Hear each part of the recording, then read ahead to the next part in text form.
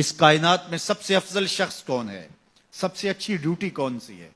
سب سے سونی نوکری کون سی ہے؟ کہتے ہیں کہ فلاں نوکری بہت اچھی ہے، فلاں کاروبار بہت اچھا ہے، فلاں جگہ پیسہ بہت ہے، فلاں شعبے میں عزت بڑی ہے. لیکن آؤ حضور سے پوچھتے ہیں سب سے افضل کون ہے، سب سے اشرف کون ہے؟ تو میرے حضور نے فرمایا خیرکم من تعلم القرآن وعلمہ، تم میں سب سے افضل وہ ہے جو قرآن سیکھتا ہے اور اوروں کو سکھاتا ہے.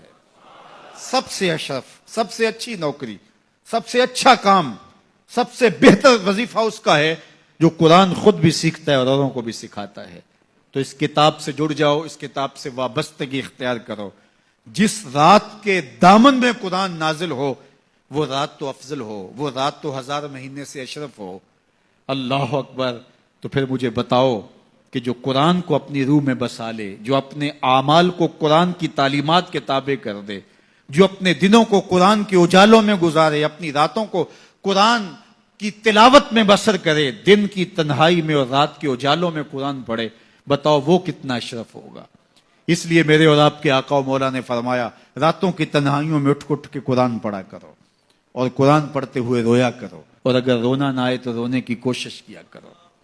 کوشش کیا کرو، رقت پیدا ہو جائے تمہیں قرآن کی تلاوت کرتے کرتے.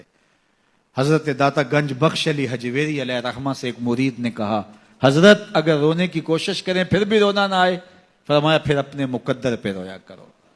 تم اتنے سنگ دل ہو گئے ہو کہ تمہاری آنکھیں آنسوں کا خراج نہیں دیتی ہیں.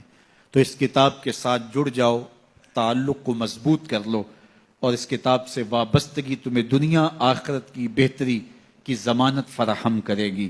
اور یہ کتاب زندہ ہے، اس کا پیغام کبھی فرسودہ نہیں ہوا، اس کا پیغام کبھی پرانا نہیں ہوا. ہر دور کے تقاضوں سے یہ کتاب ہم آہنگ ہے، اور یہ کتاب ہر شخص کی ضرورت کی کفالت کرتی ہے.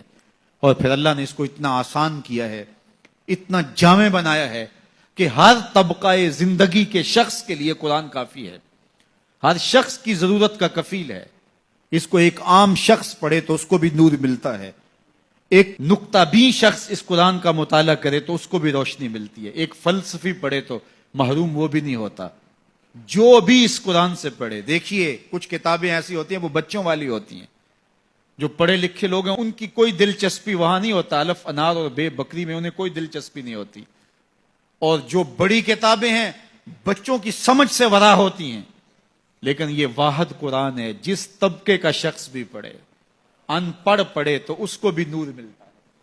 میں دیکھتا ہوں تلاوت چل رہی ہوتی ہے اور تلاوت عربی میں ہے، اور بندہ عربی جانتا نہیں ہے وہ بھی جھوم رہا ہوتا ہے، اس کو بھی حظ مل رہا ہوتا ہے.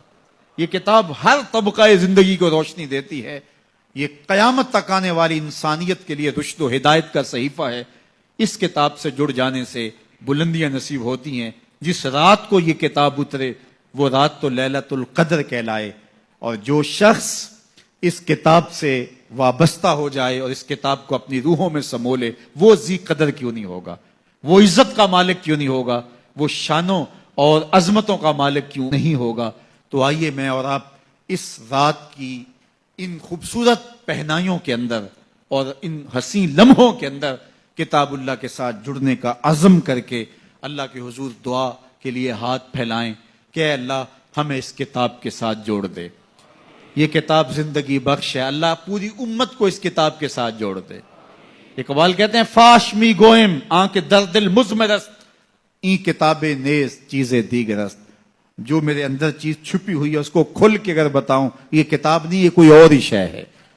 یہ زندگی بدل شے ہے، یہ حیات ساز کتاب ہے، یہ زندگی کو روشنی اور اجالوں سے بھر دینے والی کتاب ہے، یہ پستیوں سے اٹھا کے بلندیوں تک پہنچانے والی کتاب ہے. اس کا حرف حرف روشنی ہے، اس کا لفظ لفظ اجالا ہے.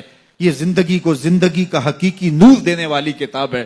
اس سے جڑنے والے کبھی محروم نہیں ہوتے، سرخرو اور سربلند ہوتے ہیں. اللہ ہمیں اس کتاب رحمت سے جڑنے کی اور جڑے رہنے کی توفیق عطا فرما، اور اس امت کو اس کتاب کے ساتھ وابستگی اللہ نصیب کرے.